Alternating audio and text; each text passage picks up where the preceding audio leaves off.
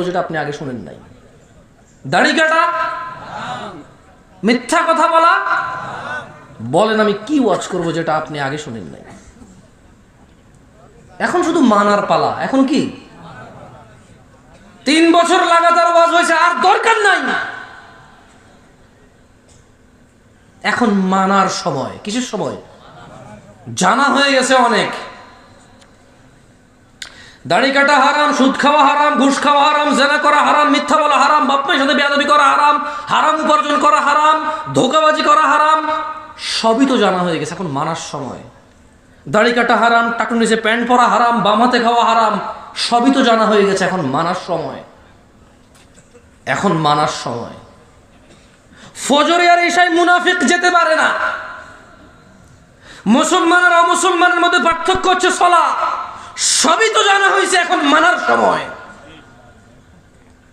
গুনাহ করে, জিনা করে, শিরক করে, কুফরি করে পাপিষ্ঠ হয়ে মারা গেলে প্রশ্নে ফেল হব, পুলসিরাত ফেল হব, জাহান্নামে যাব, সবই তো জানা হয়েছে। এখন মানার সময়।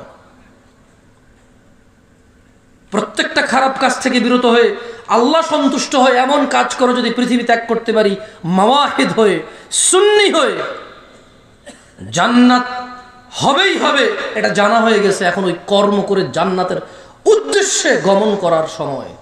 ওয়াজের আর সময় না এখন। আর কত ওয়াজ? আসরের পর থেকে শুরু হয়নি রাতে 1টা।